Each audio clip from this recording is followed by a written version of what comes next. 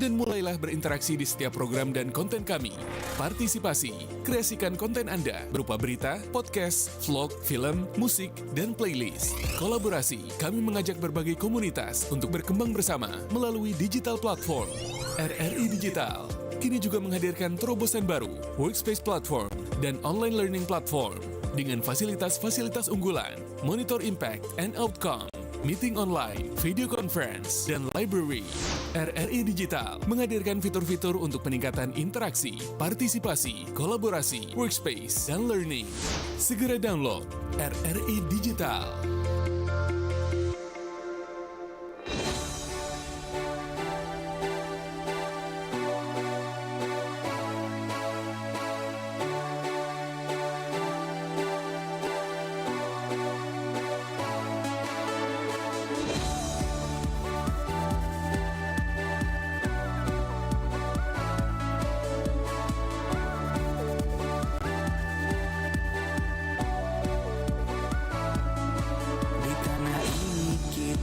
Lahir dan menatap mentari di tengah warna-warni indahnya pelangi. Walaupun badai datang menyerang silih berganti, ku jaga merah putih tegak berdiri.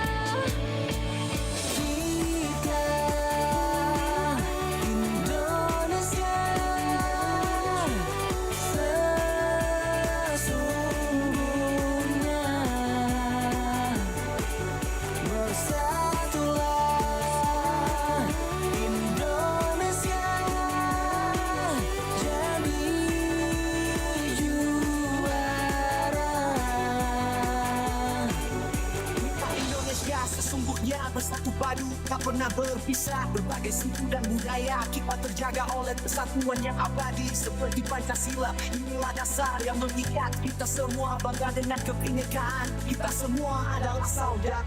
Kita Indonesia sesungguhnya. Bersatulah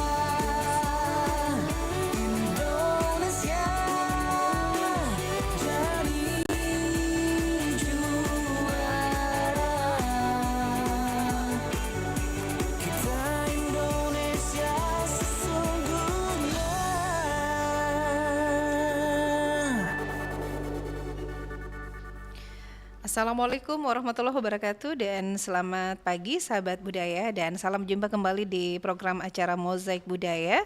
Dan kali ini kita bersama Bapak Dr. Muhammad Yanis SAG MSI dan akan menghadirkan di ruang dengar Anda bagaimana kualitas kepribadian Pangadereng yang akan hadir menemani Anda kurang lebih 50 menit ke depan ya. Nah, kali ini sudah terhubung dengan Bapak Muhammad Yanis sebagai dosen Universitas Muhammadiyah Kabupaten Bone. Baik, kami sudah terhubung melalui Zoom ya. Halo, Assalamualaikum Bapak Yanis. Waalaikumsalam warahmatullahi Iya. wabarakatuh. Bagaimana sehat Jiki, Pak Yanis? Alhamdulillahirrabbilalamin. Ya, Alhamdulillah. seperti yang Ibu lihat. Salam kenal, saya Bu Yuni, Pak. Iya. Oke, Pak Muhammad Yanis. Sekarang posisinya di mana ini Kabupaten Bone? Saya di kampus Universitas Muhammadiyah Bone sekarang. Oh, Bone ya, di daerah Bone. Oke, luar biasa. Mudah-mudahan Bapak sehat terus untuk melanjutkan aktivitas ya. Pak Yanis, ini kita bahas tentang kualitas kepribadian Pangadereng. Pangadereng bahasa Bugis ya, Pak Yanis ya? Ya, bahasa Bugis. Oke, silakan Pak. Mungkin bisa dijelaskan dulu seperti apa ini Pangadereng. Ya, jadi orang Bugis itu hidup dengan Pangadereng. Pangadereng itu bukan hanya sistem sosial atau kaedah sosialnya, tapi orang Bugis itu menganggap Pangadereng adalah bagian dari dirinya. Maka seluruh aktivitas hidupnya mulai dari lahir sampai meninggal itu diperlakukan sesuai dengan Pangadereng yang ada. Mungkin singkatnya seperti itu. Maka Pangadereng adalah bagian dari hidupnya atau hidupnya orang Bugis. Oke. Jadi bagian dari hidupnya dan ini Pangadereng apakah ada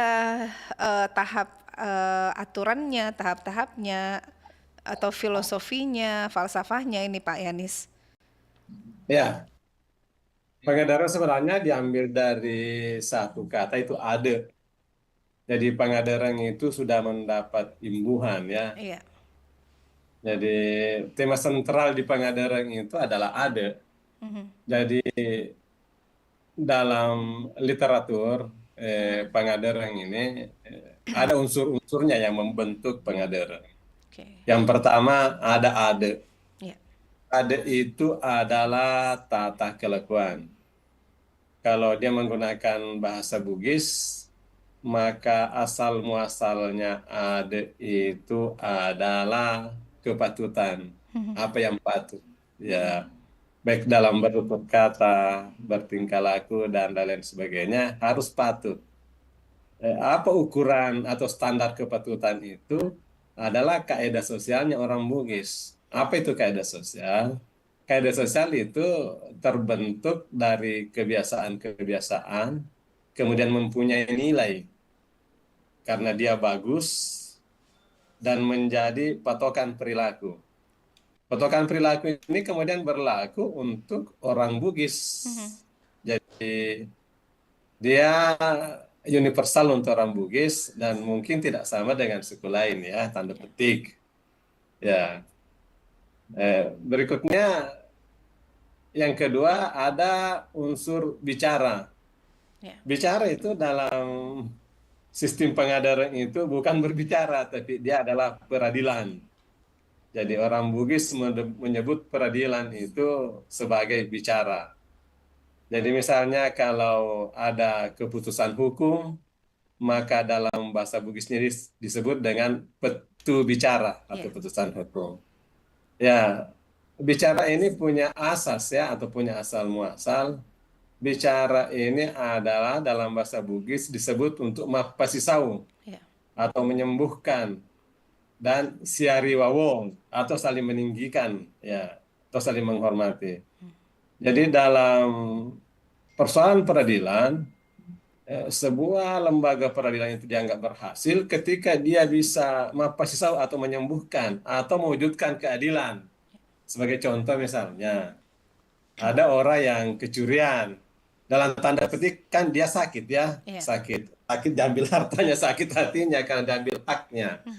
Maka bicara dalam hal ini peradilan harus hadir untuk menyembuhkan. Misalnya ketika pencurinya diadili, maka sebagian lukanya sudah sembuh misalnya, dihukum ya, kemudian dikembalikan haknya. Dan saya pikir ini sangat ideal untuk zaman sekarang. Ketika asas mapasisau ini digunakan, maka hukum itu tandanya bahwa sebuah hukum mencapai keadilannya adalah ketika mapasisau. Yang ketiga, ada yang disebut dengan wari. Wari itu protokoler. dalam masyarakat Bugis ini kan ada stratifikasi sosial. Dari wari itu kalau diterjemahkan adalah yang membedakan antara strata yang satu dengan strata yang lain dalam kehidupan sosial masyarakat Bugis. Ya, selanjutnya yang keempat ada yang namanya rapang. Rapang itu adalah contoh. Jadi pola-pola tingkah laku masyarakat Bugis ataupun putusan-putusan hukum dalam bicara tadi harus ada contohnya atau ada dasar hukumnya. Kalau dalam istilah hukum bisa disebut dengan jurisprudensi. Ya, jurisprudensi. Ada keputusan hakim yang telah lalu menjadi patokan bagi hakim masa kini untuk memutuskan suatu perkara. Ya, demikian juga dalam hal lain. Misalnya, kenapa orang Bugis memakai baju bodoh? Karena Rapa mengatakan begitu. Kalau ada acara hajatan ya pakai baju bodoh, ada contohnya. Dan ini adalah 4 unsur pengadaran sebelum Islam datang. Ada ade, ada bicara atau peradilan, ada wari atau protokoler atau stratifikasi sosial, ada rapa, ada aturan-aturan hukum yang sudah contohnya sejak dulu. Dan sejak masuknya Islam di Kabupaten Bone atau di daratan Sulawesi Selatan ini, Bone itu memeluk Islam pada tahun 1611, pada awal abad ke-17. Maka pada saat itu ketika Raja Bone bersama, saya bicara Bone ya, karena saya di Bone, Raja bersama dengan masyarakat Bone memeluk Islam sebagai agama kerajaan. Maka unsur pengadaran dilengkapi menjadi 5, yaitu syariat Islam. Orang menyebutnya sara. Kenapa sara? Karena dalam aksara lontera itu tidak ada aksara sya, shin tidak ada. Yang ada sa. Sara itu adalah syariat Islam.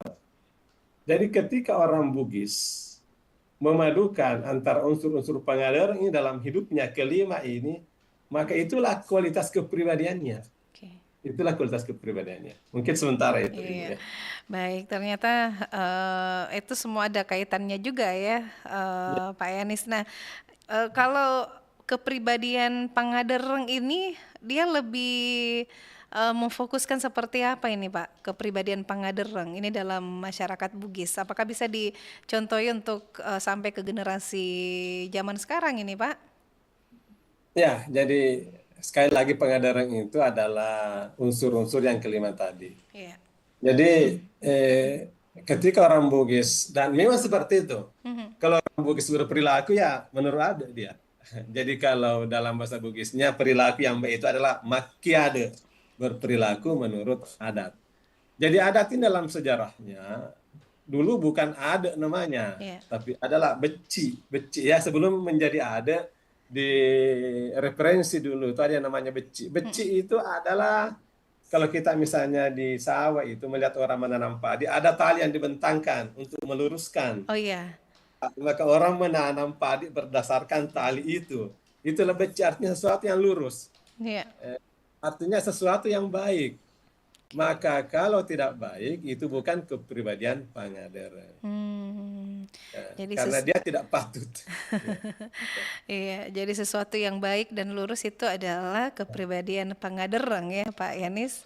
Ya, oke. Nah, kemudian untuk lingkungan sosial ini peran dari kualitas atau kepribadian Pangadereng seperti apa ini, Pak?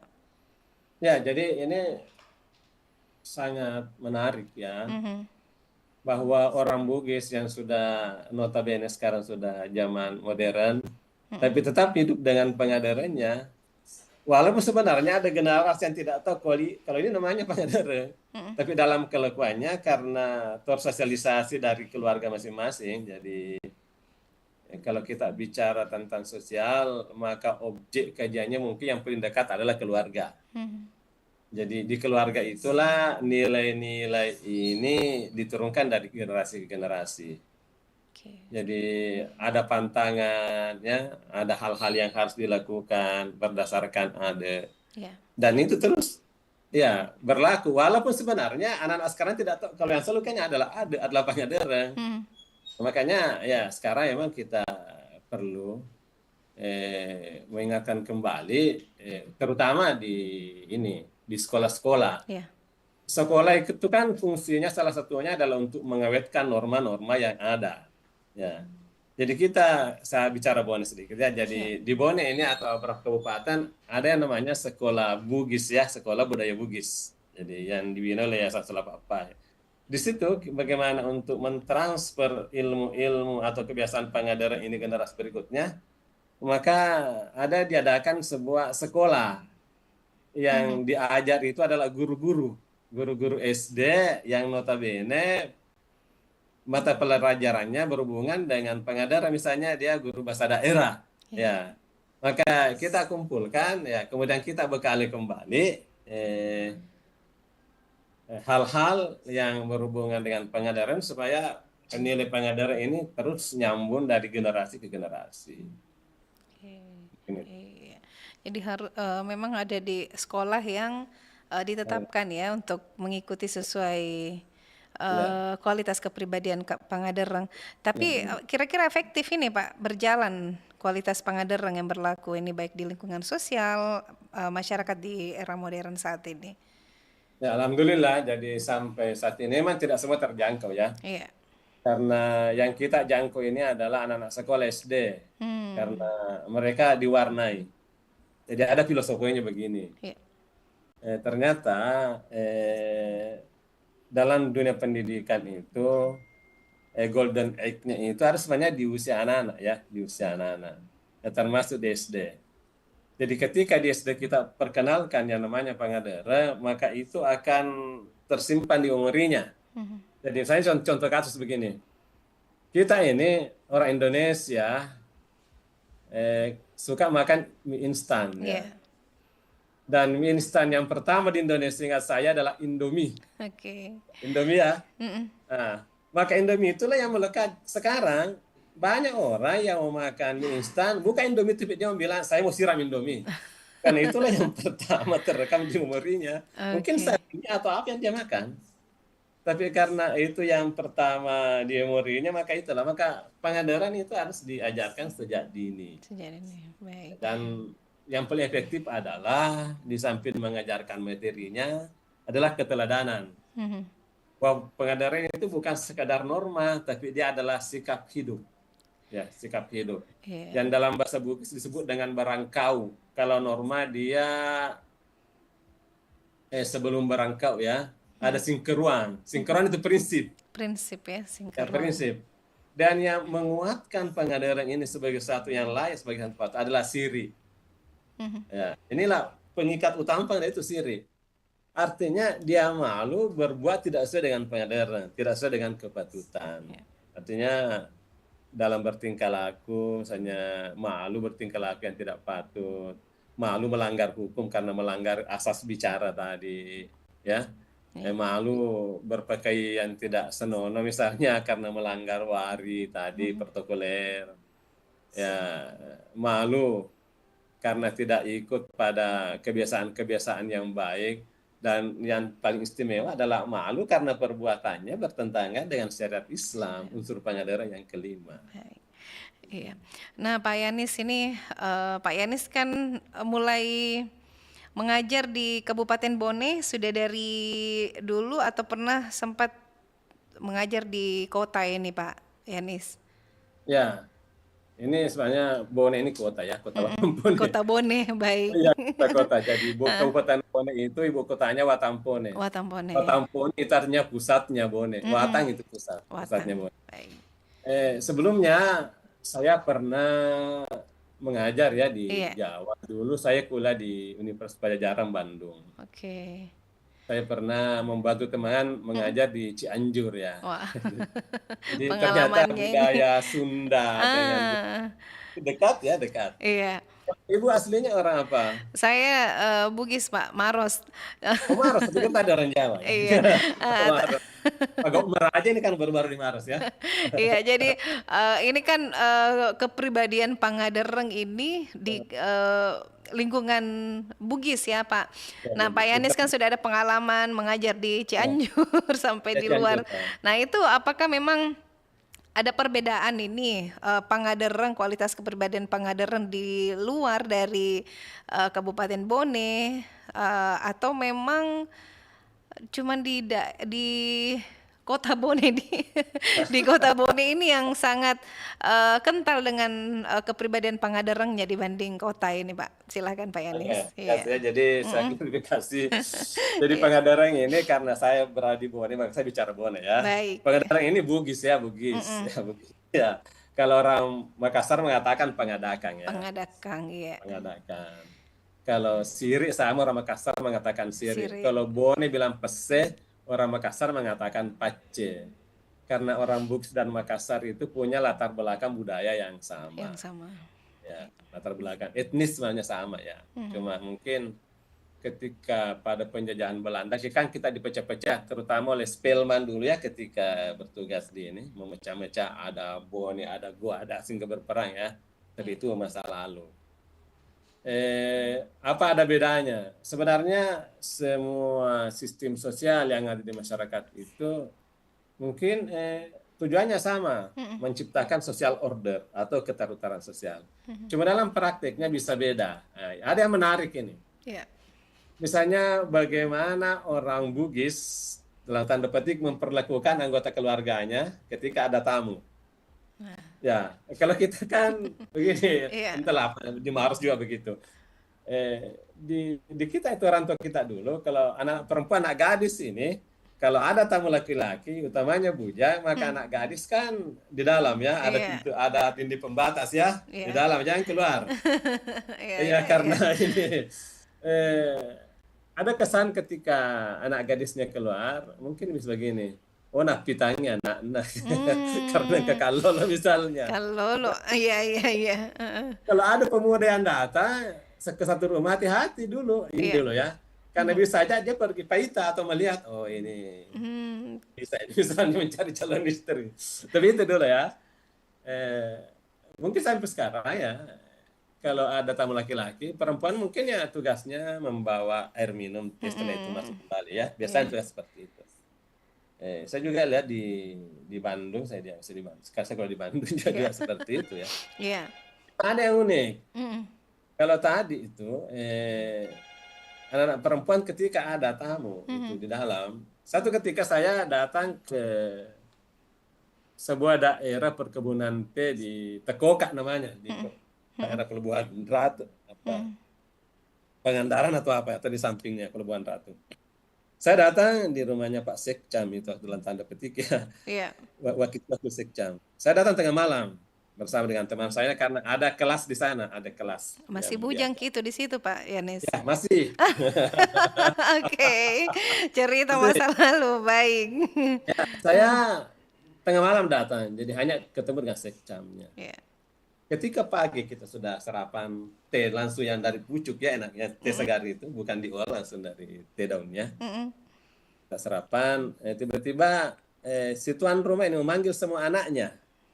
Semua anaknya berdiri di depan kita, saya duduk di kursi tamu, suruh berdiri di depan, berjejer. Mulai dari yang paling bungsu, anak saya sudah kelas ini laki-laki, ini anak saya ini yang anak saya namanya sudah kelas sekian, sampai anak gadisnya diperkenalkan. Ini anak saya mahasiswa kuliah di Bandung dan masih gadis. Iya. Diperkenalkan seperti itu. Ada penekanan Pak ya, masih Ini gadis. masih gadis. Oke. Ya. Tapi saya kan sosiologi ya. Iya. Sosiologi mengatakan begini, itu tertib sosial. Artinya apa? Ketika seorang tamu datang bertamu, memperkenalkan anggota keluarganya, nanti kalau ketemu di belakang sudah tahu ini anggota keluarga teman saya. Ya, misalnya ada macam-macam kita melindungi. Nilai kebaikannya di situ. Iya. Kalau orang Bugis kan beda. Anak aku ya, dia kan hampir tidak ada mengatakan seperti itu ya. Iya. Tapi darahnya anak kami. Oke. Lalu kita perkenalkan. Padahal untuk diperkenalkan. Iya. Mendasar ya. Di samping banyak hal lain lah. Tapi lebih banyak samanya lah. Oh. Kalau katanya dosen saya di Unpad itu ada 3 suku yang hampir sama dan selalu bersama. Bugis, Sunda dengan Aceh. Hanya latar belakang budayanya sama. Iya. Jadi itu mirip-mirip ya latar belakangnya ya, budayanya. Bugis, Sunda dan Aceh ya. Ini Iya. hasil penelitian juga ya. Iya, karena saya waktu di Bandung itu kosnya dengan orang Sunda, bukan orang Bugis. Jadi semua satu rumah orang Sunda semua. Oke. Saya agak tahu artinya, cuma tidak tahu mengucapkan bahasa Sundanya. Iya, oh. Aceh ada teman saya dari Aceh. Iya. Baik Pak Yani, sebentar kita lanjut lagi. Kita dengarkan Iya, iya. dulu yang satu ini. Silakan. Mak, ternyata betul lah, dia ini playing victim. Siapa? Ini nih yang kemarin lagi rame di media sosial. Kamu udah yakin sama informasi yang kamu dapat? Mak, yakin lah. Di mana-mana udah kesebar nih infonya. Pemirsa, berdasarkan hasil penyelidikan, artis berinisial A yang kemarin sempat viral resmi ditetapkan sebagai korban. Loh, Sehingga Lan. berita yang selama Ini kan yang kamu omongin barusan kan? Nah, iya nih. Tapi ternyata dia beneran tersakiti tahu, Ra, bukan playing victim. Makanya bijak dalam bersosial media. Jangan langsung percaya sama informasi-informasi yang beredar. Ya kan? Aku lihat informasi yang udah viral di mana-mana. Hei, Dalalan, cepat, sini bantu aku angkat lemari nih. Ish, aku mau lanjut tidur aja loh padahal.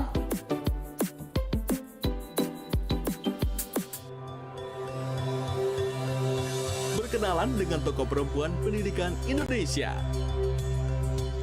Dewi Sartika. Dewi Sartika adalah pahlawan pendidikan nasional yang lahir di Cicalengka 4 Desember 1884.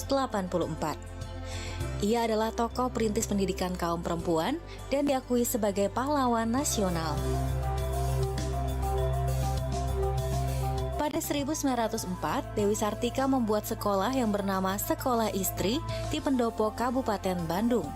Sekolah tersebut kemudian direlokasi ke Jalan Cikuriang dan berubah nama menjadi Sekolah Keutamaan Istri pada 1910.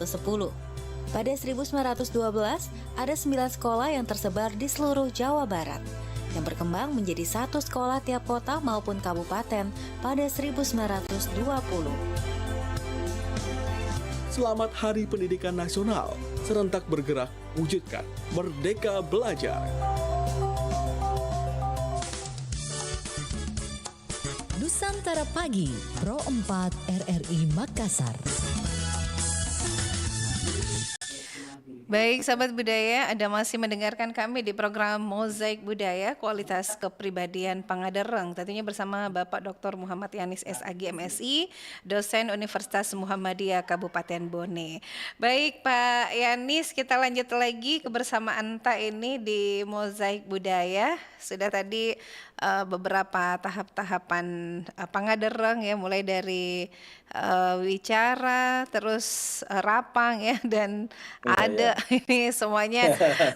Itu apakah untuk saat ini di era, dia bilang orang ini Gen Z saat ini. Iya.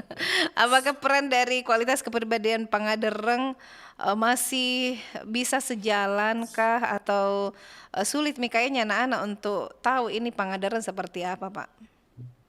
Iya, betul. Jadi sekarang kan anak-anak kita banyak disebutkan oleh ini gadget ya. Jadi dan terbatasnya konten-konten yang memuat budaya kita ya. Karena mungkin orang lebih tertarik dengan budaya-budaya yang memang segar-segar ya, menghibur. Dari luar. Jadi sebenarnya sistem pendidikan kita harus menarik ya. Jadi teknologi ini harus dimanfaatkan sebagai suatu media untuk membuat pendidikan menarik. Jadi seperti yang saya katakan tadi, harus melembaga sistemnya. Nggak boleh hanya himbauan itu tidak efektif. Misalnya dibuat satu lembaga yang mengurus itu, misalnya kayak tadi saya bilang sekolah Bugis ya, ada beberapa di Sopeng ada, Latemah Malah, di Wajo juga ada, di Sidrap ada, di Maros juga kayaknya sudah berdiri belum ya. Tapi dalam beberapa waktu yang lalu sudah ada bincang-bincang akan dibentuk di Maros ya. Iya, harus itu daerah Bugis. Oke. Iya. Jadi untuk menyusur anak-anak kita ini ya paling tidak ya lembaga-lembaga pendidikan dari SD ya harus ada muatan lokal yang memperkenalkan budaya dalam bentuk yang menarik ya. Karena selama ini kan yang susah itu anak-anak ketika disuguhkan itu yang sastra, yang aksara lontara itu kan, anak-anaknya bingung. Iya. Ya, ditanya orang tuanya juga, kadang orang tuanya tidak tahu gimana. Saya juga Jadi, lupa-lupa, Pak. Kadang, ya, iya. makanya harus dibuat menarik ini. Ada lomba-lomba misalnya mengarang cerita dalam bahasa Bugis. Jangankan anak-anak, saya di Universitas Muhammadiyah ini ada yang namanya mata kuliah soft skill Pangandaran ya. Di antara mahasiswa itu ada yang ibu-ibu biasanya. Coba buat surat waktu Anda kuliah kepada mamanya. Dalam bahasa Bugis. Ternyata susah juga ya. Iya. Susah. Jadi yang menariknya ini, ketika saya misalnya berada di luar, di Jawa Barat itu, orang diskusi politik itu menggunakan bahasa daerahnya. Misalnya ada kelompok-kelompok masyarakat yang diskusi tentang perkembangan politik, dia tidak menggunakan bahasa Indonesia. Tapi dia menggunakan bahasa daerahnya sendiri. Dan kita tunggu ini harus ada regulasi. Ada hari berbahasa Bugis di seluruh instansi ya. Data mungkin kabupaten sudah harus ada. Bukan hanya berpakaian adat, tapi berbahasa Bugis. Ya, memang bertahap sampai berbugis itu kan banyak tingkatan-tingkatannya juga. Ada yang bahasa pasar, ada yang halus. Misalnya kalau orang pengantin itu Pak Du itu tiap bahasa yang halus ya. Dan kadang kita tidak tahu apa artinya. Tapi ini harus dilakukan.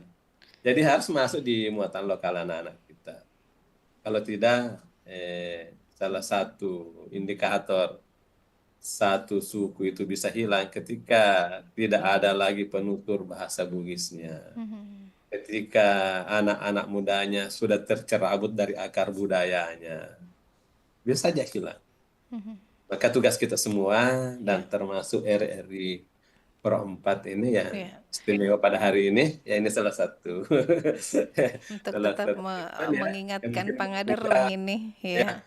Bisa menggugah orang-orang kita ya. Jadi adakanlah sekali-kali kegiatan misalnya di sekolah atau di mana saja.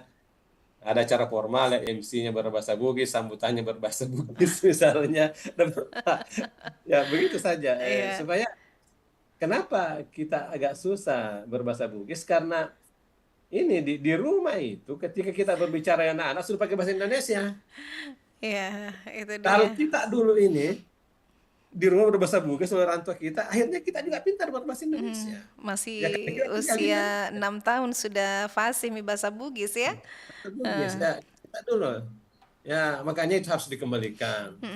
Kita artinya tidak menuntut kembali hidup seperti zaman dulu, tidak. Tapi alangkah baiknya kita maju dengan budaya kita sendiri. Kayak Jepang itu luar biasa. Maju dengan budayanya, tapi dia salah satu negara superpower di dunia karena dia mempunyai pendidikan berlatar belakang budaya. Itu. Dan orang di sini bahkan tertarik dengan kebudayaan di Jepang sana ya. Iya. Nah, sedangkan kita saja sendiri di sini di khususnya Sulawesi Selatan masih mau dibilang kurang juga ada yang mempelajari tapi ini masalah yang seperti tadi Pak Yani sampaikan harus lebih menarik lagi ya untuk perhatian pada generasi Gen Z. Nah kemudian untuk kepribadian sendiri ini dengan kualitas kepribadian Pangandaran yang paling penting untuk dijaga dan dimiliki oleh setiap individu dan ini bisa berkontribusi positif dalam kehidupan masyarakat. Ini apa-apa saja yang mesti dipertahankan untuk khususnya orang Bugis ini Pak, kualitas kepribadian Pangandaran untuk diri sendiri ini Pak? Ya, jadi yang pertama tentunya membentuk sebuah generasi itu perlu keterlibatan semua stakeholder ya yang berkepentingan di situ. Sekali lagi di pendidikan kita, guru-guru harus jadi contoh yang berperilaku sedang Pangandaran. Orang tua harus jadi contoh yang berperilaku sebagai Pangandaran. Jadi jadi uswatun hasanah ya, contoh yang baik. Iya, contoh yang baik. Dan event-event budaya harus dihidupkan ya. Harus ada kebijakan dari Pemda ya. Jangan sampai akar budaya kita ini tercerabut dari akarnya sehingga nantinya bukan tidak mungkin anak-anak tidak paham bahasa Bugis lagi. Ya, ketika di sekolahnya berbahasa Indonesia semua, pulang ke rumah juga mamanya berbahasa Indonesia. Ya, maka harus dimulai dari diri kita sendiri, apapun posisi kita. Misalnya di Pro 4 RRI ini kan alhamdulillah seperti ini misalnya. Nanti Ibu siapa Bu? Ibu Yuni. Dian ya?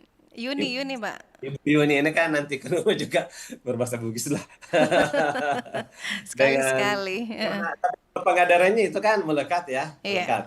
Karena misalnya ada orang yang lewat tidak tabik-tabik kan otomatis ada sanksi sosialnya. Iga anak ya misalnya. Inat telah iya kan otomatis. Nah, ya seperti itu sebenarnya tanpa terasa itulah pengadaran.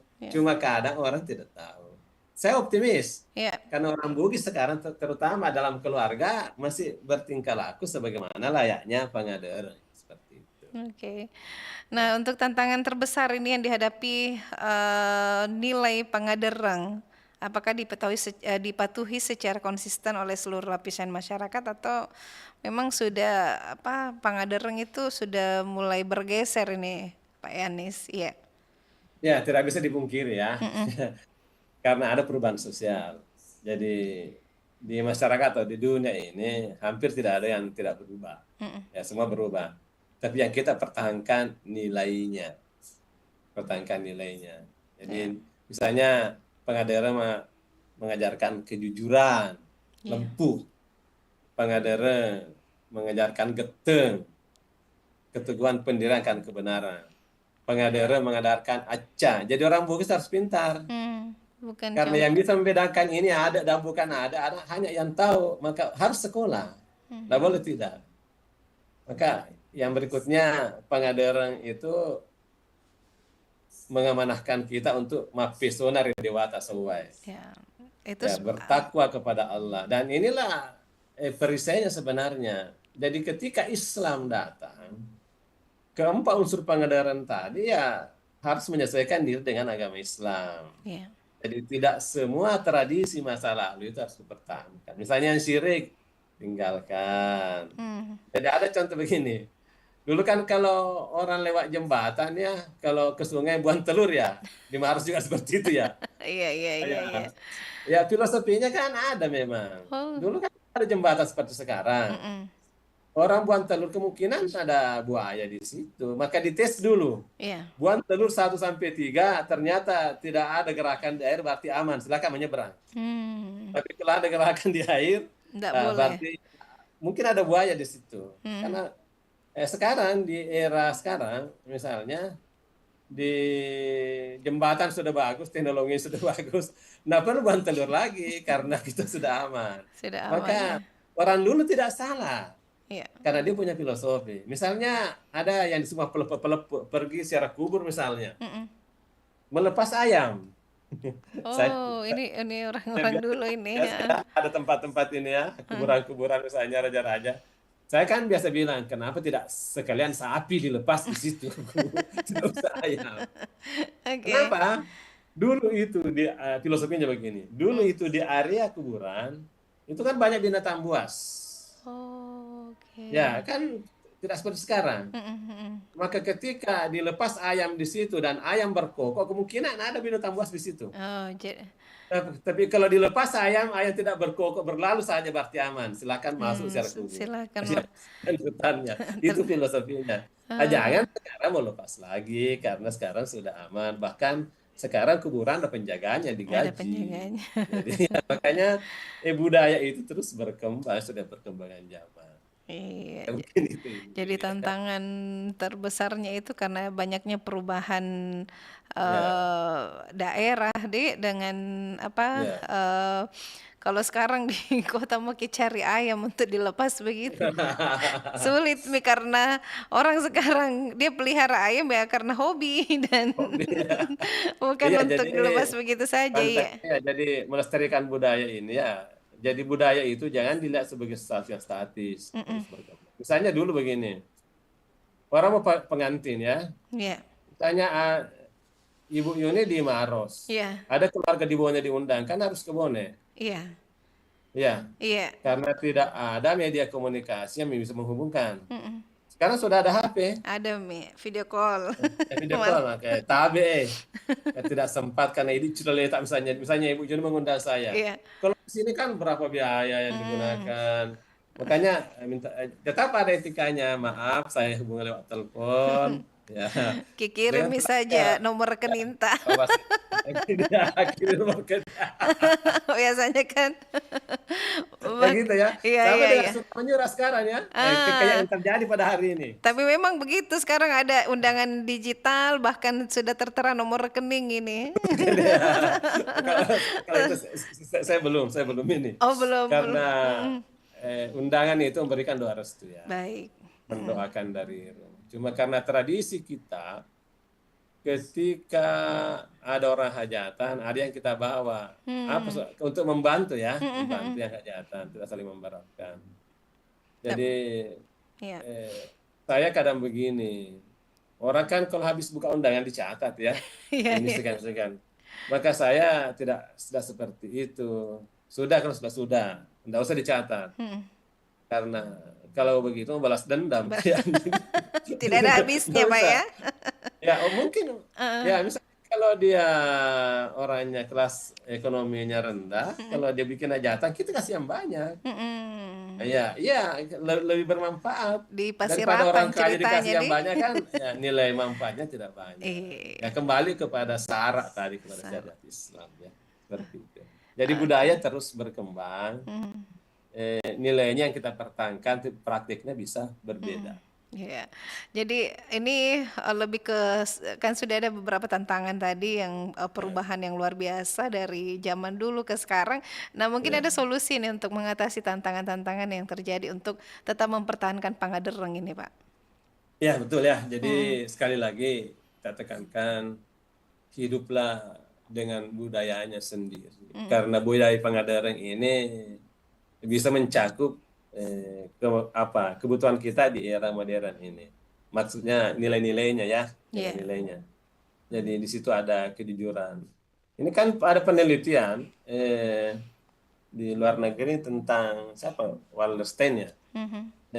Dia meneliti tentang faktor-faktor yang menyebabkan orang sukses ya. Dia teliti 100 orang sukses, apakah dia meneliti atau apa. Ternyata yang paling dominan membuat orang sukses yang pertama adalah lempu. Jujur. Iya. Jujur ya, gitu ya. Itu jujur. Orang bukti mengatakan lempu ya, kalau ini sudah satu modal. Jadi apapun zamannya tetap harus melempu. Ya. Itu nilai. Tetap harus menggeteng, itu nilai. Tetap harus maca, itu nilai. Tetap harus bertakwa, itu nilai. Walaupun prakteknya sudah berbeda karena zaman berbeda. Nah, ini untuk mempertahankan lempu, geteng. Iya. Waduh. Iya. Sulit juga di zaman sekarang. Banyak godaan, Pak. Iya. Jadi ya harus jadi prinsip. Jadi orang Bugis menyebutnya singkeruan. Harus siri ditegakkan. Inilah siri sebenarnya. Malu berbuat yang tidak baik. Jadi siri itu sebuah kekayaan budaya yang dimiliki oleh orang Bugis. Ya, saya ada sepupu saya yang berada di luar ya. Dia bercerita tentang pergaulan muda-mudi di tempatnya. Ya, tanda petik ya. Katanya di sana hancur pergaulannya anak muda. Tidak sama kita karena kita punya Pangadereng katanya. Jadi alhamdulillah Pangadereng itu yang membatasi kita. Ya. Itu yang membatasi untuk di zaman sekarang. Nah, kalau di era digitalisasi, peran dari digitalisasi terhadap kualitas kepribadian Pangadereng ini apakah bisa sejalan ini, Pak, untuk di zaman sekarang? Ya, digitalisasi ini adalah sebuah keniscayaan, tidak boleh ditolak. Kita mau menolak atau tidak, tetap HP ada, tetap online ada. Ya. Maka pada prinsipnya adalah gunakan sedengan norma-norma yang ada di dalam Pangadereng itu. Yang terutama kepatutan ya, patut tidak patut ya. Jadi enggak boleh ditolak ini. Misalnya HP mau ditolak, enggak mungkin. Iya. Cuma memang godaannya besar. Karena begitu kita buka HP, tontonan yang tidak mesti dilihat oleh orang Bugis atau orang Islam, pas ada di situ. Dan ternyata orang Indonesia ini termasuk adalah masyarakat yang terbanyak waktunya menggunakan HP. Gadget Ya, ya. ya gadget ya termasuk ya orang yang paling dari hasil penelitian. Ada itu ceramahnya siapa ini? Oki dari Mesir. Orang Mesir itu katanya tidak banyak main gadget, dia banyak membaca. Aduh. Kita ini kan Lebih ya banyak dalam membaca. satu rumah kan berapa anak ya segitu jumlah HP mungkin ya. Betul. Ini kan waktu COVID-19, selain di sini awalnya Iya. harus belajar online, maka anak-anak dibelikan HP. HP itu candunya luar biasa. Ketika anak sudah pegang HP, kalau tidak pegang HP rasanya dia sakit. Iya. Seperti sakit dia. Aduh. Jadi itu ya, jadi tetap pengawasan orang tua. Ya, tetap harus ada teladan, harus ada gerakan-gerakan. Jangan biarkan keadaan berlalu tanpa antisipasi. Ya. Siapapun orangnya, kalau dia orang Bugis, maka bersikaplah layaknya Pangandaran. Karena Pangandaran itu tidak bertentangan dengan agama. Minimal update story di media sosial apapun itu harus ada Pangandaran di dalamnya ya. Iya. Jadi sebelum kita update story, ya kita berpikir dulu apakah ini layak tidak kita sebarkan atau memang tidak bagus, tidak sesuai dengan tadi yang di sawah itu lurus. Iya, ya jangan ya, itu minimal seperti itu ya Pak Yanis ya. Iya. Iya, baik, ini di sesi terakhir Pak Yanis, mungkin ada papasang Bugis ini yang tentunya bisa disebutkan selaras dengan kualitas kepribadian Pangandaran Pak. Ya, sebagai orang Bugis, marilah kita saling membangun, saling memperbaiki. Ada pepatah begini, ungkapan, narekode mulai pada ceng cek ditau, ilekele ajak mupi jari. Kalau tidak bisa berbuat baik terhadap seorang, usahakan jangan berbuat jahat. Ya. Minimal yang kedua, itu jangan ya buat jahat. Ya, mau masalah minitawe ketana tuh di nasabari. Iya.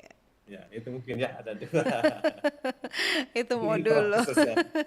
Iya, kalau sudah tidak jahat mungkin sama orang itu pasti berjalan lebih baik lagi ya ke depannya. Iya, baik lagi. Iya. Nah, Pak Yanis terakhir ini apa harapan Tak ini terhadap kualitas kepribadian Pangandaran di masa sekarang dan masa yang akan datang? Iya. Baik, jadi para pendengar RRI Pro 4 Makassar yang kami banggakan. Jadi Pangandaran ini tugas kita semua sebagai orang Bugis, karena inilah jati diri kita. Di awal tadi saya katakan bahwa orang Bugis hidup dengan Pangandaran. Pangandaran adalah bagian dirinya, karena Pangandaran itu baik dan sangat layak untuk dijadikan sebagai pedoman. Karena di situ ada tata kelakuan, di situ ada taat pada hukum, di situ ada keprotokoleran yang benar, di situ ada tatanan yang mencontoh hal-hal yang baik di masa lalu dan sekarang, dan yang terakhir semua itu dibungkus dalam satu sistem agama yang benar. Jadi Pangandaran itu adalah milik kita dan kita butuh Pangandaran untuk hidup yang lebih baik. Mungkin itu. Baik, terima kasih Pak Dr. Muhammad Yanis SAG MSI. Mudah-mudahan tema Tak hari ini banyak yang dengarkan dan banyak yang lebih melihat lagi bahwa wah saya kayaknya harus mengikuti sebagai orang Bugis Makassar ya, khususnya Bugis ini harus menjaga kualitas kepribadian Pangandaran ini khususnya. Iya. Baik Pak Yanis, terima kasih kebersamaannya di Mozaik Budaya. Iya, insya Allah mudah-mudahan lain waktu kita ketemu lagi ya Pak Yanis ya dengan topik-topik yang berbeda. Assalamualaikum warahmatullahi wabarakatuh. Waalaikumsalam warahmatullahi wabarakatuh. Salamat kita pada salamat. Baik sahabat budaya, dan demikian kebersamaan kita di program acara Mozaik Budaya bersama dosen Universitas Muhammadiyah Kabupaten Bone, Bapak Dr. Muhammad Yanis SAG MSI. Saya Yuni pamit dari ruang dengar Tak. Assalamualaikum warahmatullahi wabarakatuh. Waalaikumsalam warahmatullahi wabarakatuh.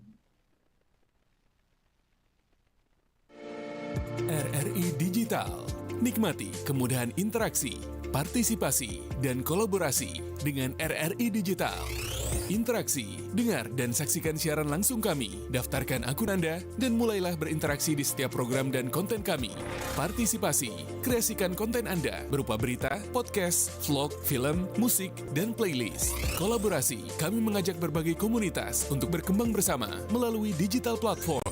RRI Digital kini juga menghadirkan terobosan baru, workspace platform, dan online learning platform dengan fasilitas-fasilitas unggulan, monitor impact and outcome, meeting online, video conference, dan library. RRI Digital menghadirkan fitur-fitur untuk peningkatan interaksi, partisipasi, kolaborasi, workspace, dan learning. Segera download RRI Digital.